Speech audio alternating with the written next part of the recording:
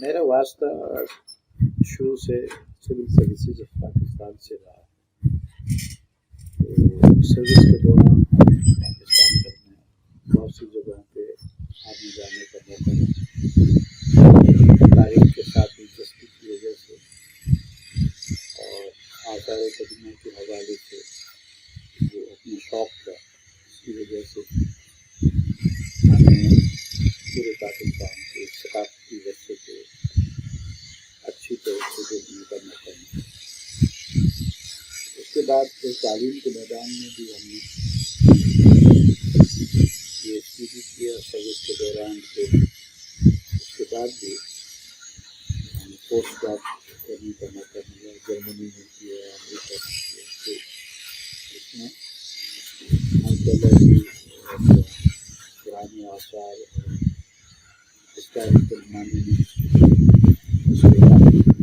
Islamic design اور arts and architecture, تو یہ وہ فیلڈس تھی جہاں پہ ہمیں as a student serious student بننے کا موقع ملا, جس نے ہماری تعلیم و تربیت میں خاصا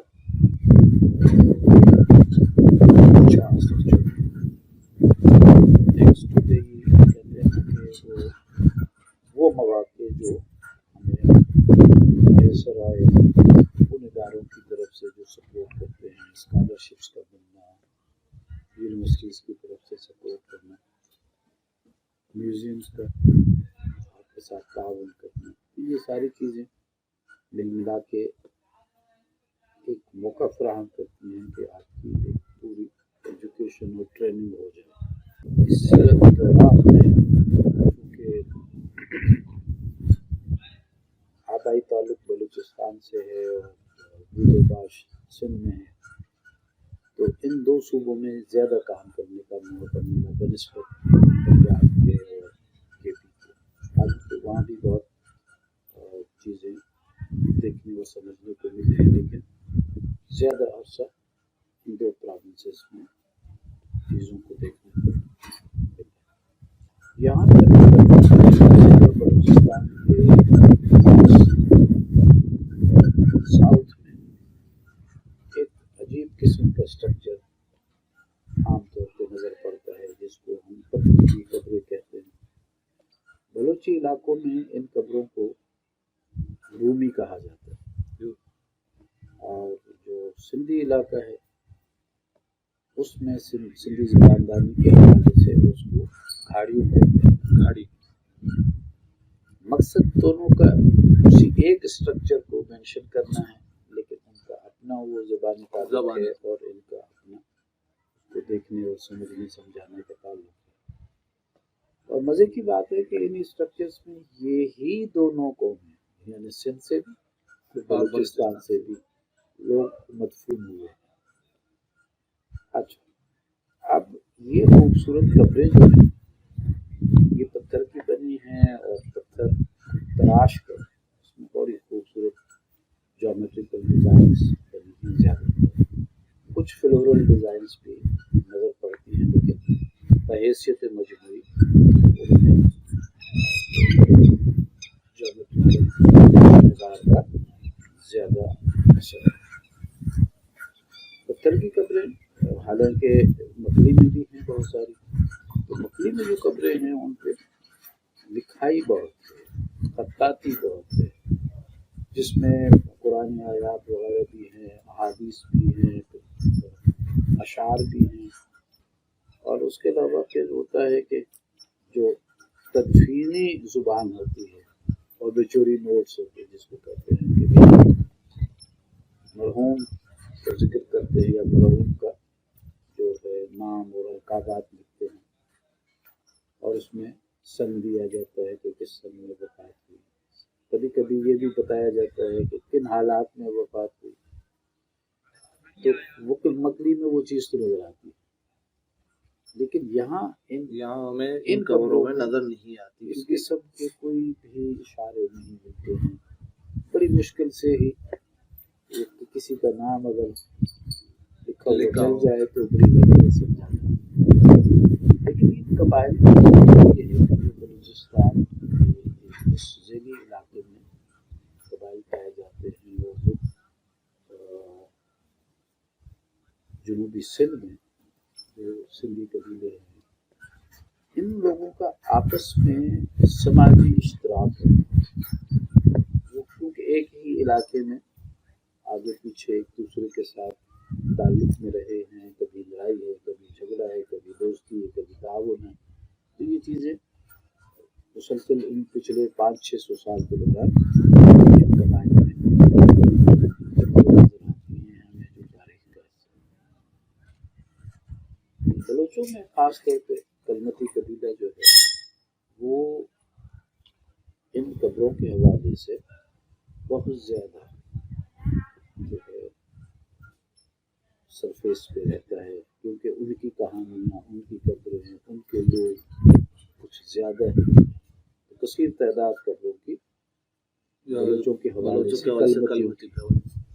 और सिंध में जो दो कबीले जो इन इलाकों में पाए जाते थे उनमें बुलफत और जोखियो। बुलफत और जोखियो खासी कसीर तादाद में यहाँ पर मौजूद थे, और उन्होंने अपने तशख़्ख़ुस को बरकरार रखने के लिए वो उन इलाकों से सिमट के इस तरफ को आ गए जहाँ पर सरकारी असर व नफूज़ कम था। अगर कोई आदमी छठे में रहता है तो वो तो डायरेक्ट नवाब ठट्टा साहब के जूते के नीचे है, फिर चाहे वो जो भी उसके साथ सलूक करे। लेकिन जो लोग ठट्टे में नहीं रहते हैं और वो साकरों से उर्ली तरफ चले आते हैं तो वो फिर मैदानी इलाकों से हटे हुए, और वहाँ पर चूँकि ज़मींदारी ज़्यादा नहीं होती तो लिहाजा रेवेन्यू का कोई इम्कान नहीं होता था, तो सरकार के भी एहलकार वहाँ नहीं होते थे। तो यहाँ पर इस इलाके में जो हम समझें कि छठे ज़िले का कोहिस्तान है, कराची का पूरा ज़िला है, लसबेले का ज़िला है, फिर मकरान में चले जाते हैं तो ईरान तक जब आप चले जाते हैं तो ये इलाका ऐसा है कि यहाँ पर बहुत ज़्यादा ज़राअत के इम्कानात नहीं हैं। कहीं कहीं नखलिस्तान नज़र आते हैं जहाँ पानी है तो उस पर जो है वो छोटी पैमाने पे बागान है। तो इस इलाकों में तो सरकार का नुमाइंदा हर वक्त मौजूद नहीं रहता, तो लिहाजा इन लोगों को कदर आज़ादी नसीब थी। तो इस आज़ादी का फ़ायदा भी है और नुकसान भी होता है। नुकसान ये होता है कि वहाँ पर जो रवाजी कानून है वो नहीं इसके चलते हुए कोई मसले पेश आते हैं। अब आप देखें कि शहर में जो दीवानी मसले होते हैं, सिविल कोर्ट्स होती हैं, मसाइल होते हैं, आपस के लेन देन के झगड़े होते हैं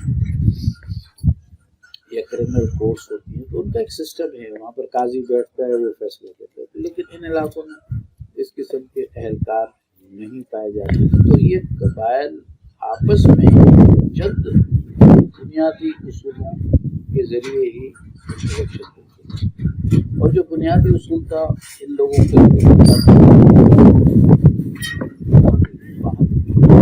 जो बहादुरी का एक उसूल है जिस पर ये उसको इज्जत देते हैं, उस पर यकीन रखते हैं, बहादुरी के तहत ही ये कोई भी अमलदारी करते हैं और बहादुराना अमल पर खुश होते हैं, बर्बंदा शर्मिंदा होते हैं कि हमने अगर कोई ऐसा गैर कदम उठा लिया। तो उसके नतीजे में ये बनता है कि आपके मामलात बहुत आसानी से तय होने लगते हैं, क्योंकि वहाँ झूठ कोई नहीं बोलता। झूठ बोलना ऐब है। जिस समाज में आप झूठ न बोल रहे हो वहाँ पर आपके फैसले बड़ी आसानी से होते हैं। सवाल जरा यूं है कि लफ्ज चौकुंडी के बारे में काफी माहिरीन ये भी कहते हैं कि लफ्ज चौकुंडी के मायने जैसे कहते हैं कि चौ के मायने चार और कुंड के मायने कोने, ये भी हो सकता है, कुछ माहिरीन का कहना है। लेकिन कुछ माहिरीन ये भी कहते हैं कि वहां पर एक कब्र के ऊपर लिखा हुआ है ला इलाहा इल्लल्लाह जा मुरीदीन आजी साहिब चौकुंडी। तो कहते हैं कि ये चौकुंडी लफ्ज के मायने हैं कि शायद ये बंदा उस जगह से रिलेट करता हो जहाँ का नाम चौकुंडी हो, इस वजह से इस जगह को, इस कब्रिस्तान को चौकुंडी कहा गया। ये बड़ी एक दिलचस्प बहुत सारे हमारे माहिरीन हैं आसार कदीमा के, उन्होंने आसारियात की बुनियाद पर कुछ अंदाजे कायम करने की कोशिश की। अब आसार कदीमा में सिर्फ आसारों को ही अगर आप बुनियाद बना के आप कोशिश करते हैं तो आपकी कोई खास रहनुमाई नहीं हो पाती। कदीम आसारों में हमेशा और भी सोर्सेज होते हैं जो मुआविन और मददगार साबित हो सकते हैं। तो उसके लिए क्या होता है कि आप लोक रवायात पर भी ध्यान डालते हैं और उनसे वाबस्ता जो कहानियाँ होती हैं, उनसे वाबस्ता जो किरदार होते हैं, उनके तय्युन की कोशिश की जाती है कि क्या उनके कोई पसमानदान भी हैं, उनकी कुछ और निशानियाँ भी मौजूद हैं, ताकि उसके वक्त का तय्युन किया जाए कि ये किस ज़माने में चीज़ें हुई थी, वाक़यात हुए थे, ये आसार। अब इसमें जब तक आप कोरिलेट चीज़ों को नहीं करते हैं, तो कहते हैं चीज़ों के ताने बाने आपस में जोड़ते हैं तो कोई तस्वीर बनती है। तो ये जो ताने बाने बुनने की जो बात है वो ये होती है कि आप उस इलाके में मौजूद कहानियों को गौर से सुनने के बाद उसमें से मज़ीद निशानियाँ तलाश करते हुए अपनी राह का जो है वो तय्युन करते हुए आगे बढ़ते हैं। हमारे बहुत सारे सीनियर साथियों ने, बुजुर्गों ने ये भी लिखा कि ये यूनानियों की कब्रें हैं जो यहाँ से गुजरे थे। किसी ने कह दिया ये सिकंदर के फौजी थे जो यहाँ मर गए थे, उनके लिए ये निशानियाँ बन गई। कुछ लोगों ने कहा कि मोहम्मद बिन कासिम के जो मुजाहिदीन आए थे वो शहीद हो गए, वो यहाँ मुस्लिम हो गए। तो इस किस्म की बहुत सारी बातें मशहूर हो गई। हकीकत ये थी कि हमारे एक सीनियर साथी ने एक मजमून लिख दिया कि जनाब ये जोखंडी लिखा हुआ है। जोखंडी जो है वो कोई मकाम है जहाँ से ये जो हिजरत करके यहाँ आए थे, तो वो अपने उसकी तरफ असल रहायश की तरफ जो है वो इशारा करते हैं। लेकिन उन्हीं साथियों ने फिर बाद में जब उनको पता चला कि कुछ और हकीकतें भी हैं, तो फिर उन्होंने अपने आप को दुरुस्त किया। तो इसमें ये है चौकुंडी लफ्ज़ की जो हकीकत बनती है, उस लफ्ज़ का कोई इश्तिकाक करे तो बहुत सारे चीज़ें नजर आती हैं कि कुंड भी है, खंड भी है। कुंड अलग लफ्ज़ की माना बनता है, खंड अलग लफ्ज़ की माना बनता है, उसके हवाले से अलग इशारे बनते हैं। लेकिन हमें ये देखना है कि ये लफ्ज़ हमें मिलता कहाँ कहाँ है, किस सूरत में मिलता है। हमें ये लफ्ज़ शायरी में भी मिलता है। फारसी शायरी को हजरात ने इस लफ्ज़ को इस्तेमाल किया, तारीख नबीसों ने इस लफ्ज़ को इस्तेमाल किया और ख़ुद आसारों पे ये अल्फाज लिखे हुए मिलते हैं। तो हमें चौखुंडी जो है लफ्ज़ 4 जगहों पे इन्हीं पत्थर की कब्रों में ही 4 जगहों पे ये लफ्ज़ चौखुंडी लिखा हुआ मिला है। 4 जगह, ठीक है। अब जिस तरह से मलक मुरीद साहब की कब्र है, मीरपुर साकरों की कब्र कब्रिस्तान है,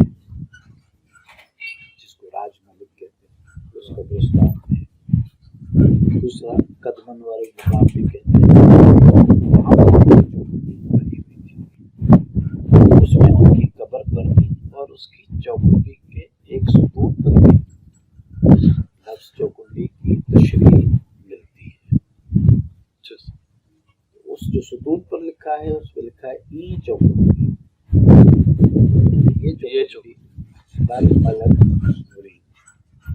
ठीक, इसी तरह उनकी कब्र की तावीज़ पे भी लिखा है कि चौखुंडी बर मलक मुरीद।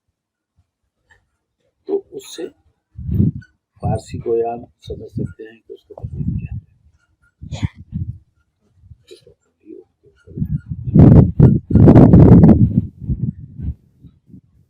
اسی طرح جو حریر میں علی چوکندی جام مرید کا جو قبرستان ہے اس میں لکھا ہے اس کے اوپر جام مرید حاجی کا بیٹا صاحب چوکندی لفظ صاحب چوکندی یعنی اس کو ملا دیا گیا ہے صاحب چوکندی. تو وہ جب آپ ملا دیتے ہیں لفظ کو تو پتہ چلتا ہے کہ یہ صاحب چوکندی والا ہے. دراصل معنی یہ نکلتا ہے کہ یہ صاحب وہ ایسے نہیں ہے کہ جام مرید حاجی صاحب ایسے نہیں ہے. اس کو ایسے نہیں سمجھنا چاہیے. زیر اضافت سے وہ صاحب چوکندی. سیم طریقے سے میں نے لاسٹ ٹائم ایک ویڈیو بنائی تھی اس میں یہی بات میں کہہ رہا ہوں کہ حاجی صاحب چوکندی، کیونکہ میں نے ایک کتاب میں پڑھا تھا واقعہ، تو اس کتاب میں بھی یہی چیز لکھا تھا کہ جام مریدی بن حاجی مصطفی حاجی صاحب چوکندی. جب جا کے میں نے کور پہ غور کیا، یار یہ تو جملہ ہی غلط ہے، وہاں پر کور پہ تو کچھ اور ہی لکھا ہوا ہے. کچھ رائٹرز کے ساتھ بھی ایسی مسٹیکس ہو سکتی ہیں. اس طرح سے غلط گمان ہو جاتے ہیں. لیکن عبدالحمید لاہوری صاحب نے اپنی کتاب میں شاہجہاں کے حوالے سے شالامار باغ کی تعمیر پر جو خرچہ آیا ہے، جو کچھ اس پہ تزئین و آرائش ہوا، اس کا ذکر کرتے کرتے وہ بتاتا ہے کہ اس کی دیوار پہ برجیاں بنی ہوئی ہیں اور برجیوں کے اوپر چوکندی تعمیر ہے. تو چوکندی سے مراد یہ ہے کہ چھتری نما جو اسٹرکچر اس کو چوکندی کہتے ہیں، اور وہ اسی معنی میں ہمارے یہاں پہ مستقل ہے. یہ کوئی نئی چیز نہیں ہے اور اس پہ مغالطہ کسی کو ہو سکتا ہے. تو وہ بے شک فرنگ ملک آنند صاحب کی دیکھ لیں، اس میں فارسی کی ڈکشنری ہے، اس میں لفظ چوکندی لکھا ہے، اس کی تشریح ہے، معنی ہے. تو باقی ایک آدمی اگر نہ مانے تو اس کے نہ ماننے کی اپنی. سر ابھی جو آپ سے ڈسکشن ہو رہی ہے، ایسے حساب سے پتہ چلا کہ جتنی بھی میں نے چوکندی کی جو قبریں ہیں جہاں مرید صاحب کی قبرستان میں، تو وزٹ کرنے کے بعد یہ پتہ چلا کہ یہ جو لفظ چوکندی جس قبر پر استعمال ہوئی ہے ان کے اوپر چتری نما ایک اسٹرکچر بنا ہوا ہے، یعنی جس کو آپ گنبد نما اسٹائل کا ایک اسٹرکچر جیسے مزار کہیں وہ بنا ہوا ہے، اسی کے اوپر قبر کے اوپر چوکندی لکھی ہوئی ہے. لیکن جو باقی قبریں ہیں ان کے اوپر اس طریقے کی لفظ استعمال نہیں ہوئے کیونکہ وہاں پر چوکندی نہیں ہے. کیونکہ یہاں پر ہمیں سر زیادہ تر قبروں میں ملتا ہے کہ وہاں پر اسٹرکچر کے اوپر تلوار یا پھر آر بالی عورتوں کی قبر پہ کچھ اس طریقے کی چیزیں بنی ہوئی ہیں. سر آپ اس کو تھوڑا ڈیفائن کر دیتے.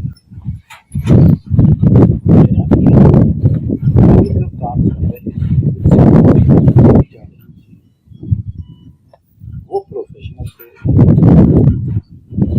اور وہ ان کے ہنر سے ہی پتہ چلتا ہے کہ وہ مچے ہوئے کاریگر تھے اور وہ اپنی اسائنمنٹ پہ کام کرتے تھے.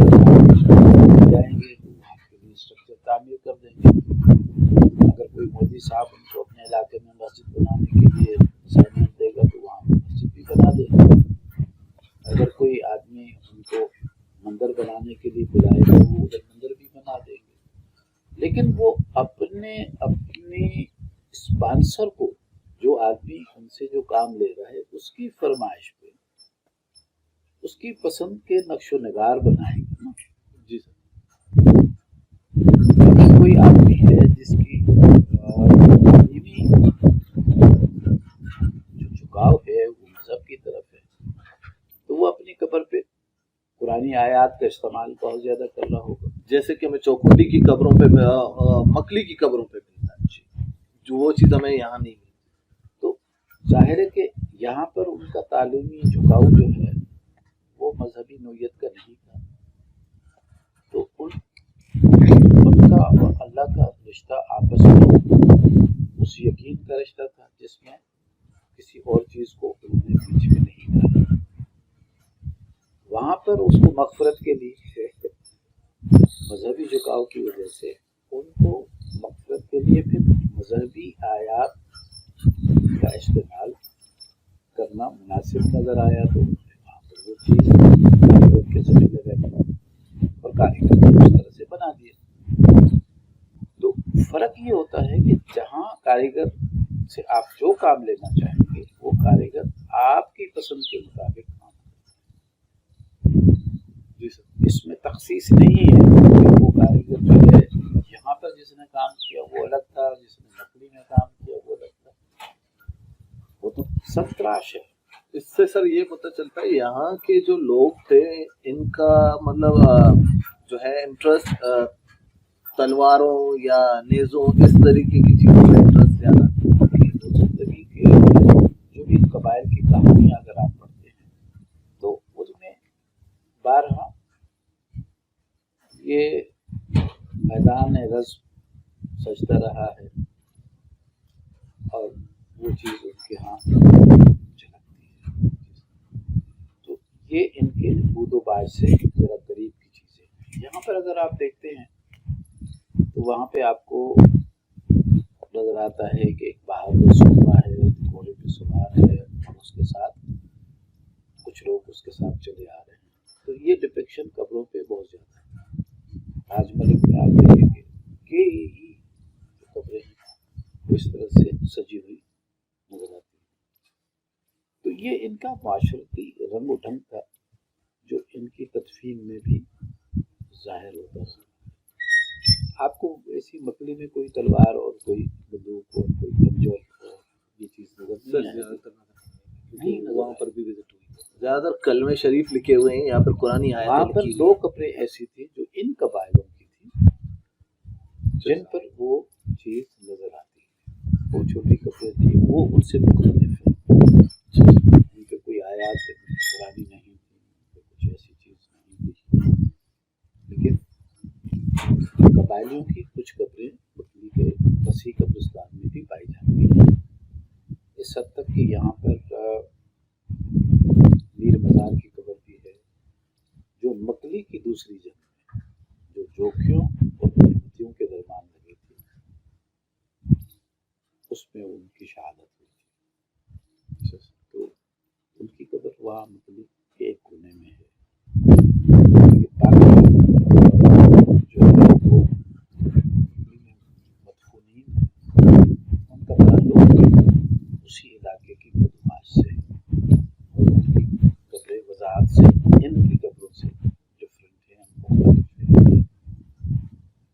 میری برادری کی قبریں بہتر ہیں کہ اس بات کے اوپر وار ہوئی. جناب آپ یہ سوچیں کہ ان علاقوں میں رہنے والے جو مرفت تھے اور کلمتی تھے ان کے درمیان یہ جنگیں اس وقت شروع ہوئیں جب کلمتیوں کا اثر و نفوذ سمندر میں کم ہو گیا. کلمتی قبیلہ تو قبیلہ نہیں ہے, قبیلہ تو دراصل وہ ہوت ہے. تو ہوت قبیلے کی ایک برانچ ہے, ایک حصہ ہے جن کا تعلق کلمت بندر سے رہا تھا, جڑا رہا تھا. اس بندر پہ سے وہ جو آپریٹ کرتے رہے ہیں مسلسل اپنے بحری تجارت پہ ان کا بڑا معقول حصہ رہا. اس کی وجہ سے ان کی اقتصادی حیثیت بڑی مضبوط تھی اور ان کے لیے یہ کوئی اہمیت نہیں رکھتا تھا کہ وہ مال مویشی اور چراگاہوں کی زیادہ توجہ. جس آدمی کی ایک بہت بڑی آمدنی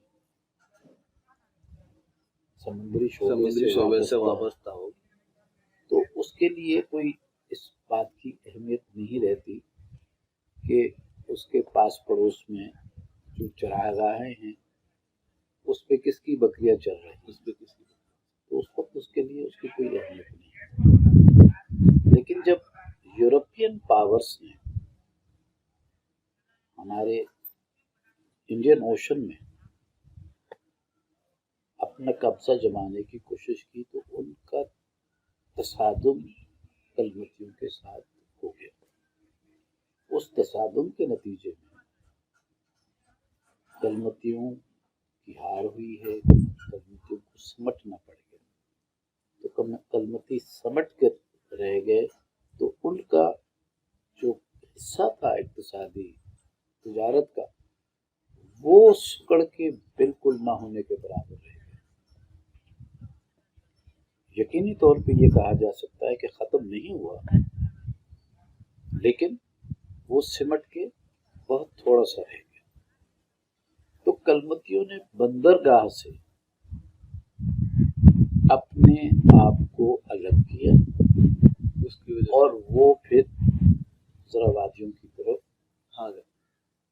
چلنے پر مجبور ہو گئے، جس کے نتیجے میں بہت زیادہ مائیگریشن جو ہے وہ کلمتوں کی ان علاقوں میں ہوئی جہاں پہلے ان کا وجود تھا.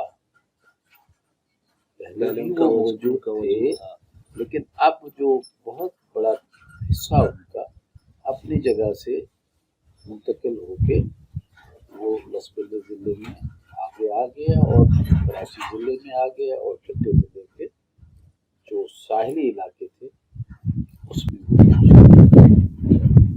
آج اب انہوں نے میدانوں پہ بھی چراگاہوں پہ بھی نظر ڈالنی شروع کی، اپنے مال مویشی کو بڑھایا. جب مال مویشی بڑھا تو یہ ڈائریکٹ کنفلکٹ پیدا ہو گیا الفتوں کے ساتھ، کیونکہ ابھی تک تو وہ بلا شرط غیر اپنے آپ کو سندھ کے کوہستان اور بلوچستان کے لسبیلا ضلع میں اپنا خاصا اثر محفوظ رکھ رہے تھے. ان کو ایک چیلنج ملا، جو چیز انہیں پسند نہیں آئی اور اس کے نتیجے میں انہوں نے ایک آبادی کے حصے پہ کلمتیوں پہ شبکو مارا اور اس کے نتیجے میں کافی لوگ مارے. اچھا، یعنی کہ جو حقیقت تھی تو یہ ریزن اس کا یہ بنتا ہے کہ اس وجہ سے وار سٹارٹ ہوئی. تو جب اس کی پھر ہمارے پاس جو ہیں وہ شاعری میں لوک شاعری میں بڑی مثالیں ہیں، جس میں عثمان برفت کا حملہ واضح طور پہ آتا ہے. پھر یہاں پر کلمتیوں نے پھر ایک اس کا بدلہ لینے کے لیے اور اپنی حیثیت کو تقویت پہنچانے کے لیے ایک ریٹیلیشن بہت ضروری بن جاتی تھی. تو اس کے لیے انہوں نے تیاری کی. اس تیاری کی تفصیل لوک شاعری میں بڑی دلچسپ ہے کہ انہوں نے بچوں کو، لڑکوں کو زیادہ روٹی کھلانا شروع کر دیا تاکہ وہ جلدی جو ہے وہ بڑے ہو جائیں. انہوں نے گھوڑوں کے بچوں کو پالنا شروع کیا، گھاس زیادہ دینے لگے تاکہ وہ لوگ بھی زیادہ گھوڑے میدان جنگ کے لیے موجود ہو جائیں. تو یہ بڑی دلچسپ شاعری ہے. پھر وہ جب بچے جو ہیں بڑے ہو جاتے ہیں، ان کے بچے جو میدان جنگ میں مارے گئے تھے. اب آپ دیکھیں کہ یہ براہ راست ایک جو ہے وہ تقابل ہے نا. یہ وہ مقابلہ ہے جس میں بدلے کی وجہ سے رقابت اپنے عروج پہ نظر آتی ہے، رائیولری اپنے عروج پہ نظر آتی ہے. اور پھر کہانی اور شجرہ انصاب جو ہے اس سے پتہ چلتا ہے کہ ملک طوطا دراصل انہی نوجوانوں میں سے ابھرا ملک طوطا جن کے بزرگان جو ہے یہ عثمان برفت کے حملے کے نتیجے میں مارے. ان سب کی قبریں جو ہیں وہ پاکستان میں. اب یہ وہ لوگ ہیں کہ جنہوں نے اپنے آپ کو مستحکم کیا ہے اور اس کے بعد انہوں نے عثمان برفت سے اس چیز کا بدلہ لیا. اب اس عرصے کے درمیان کوئی 7 سال گزرے ہیں یا 9 سال گزرے ہیں یا 10 سال گزرے ہیں، یہ اس کا تعین نہیں ہو سکتا کیونکہ لوک شاعری میں کیلنڈر نہیں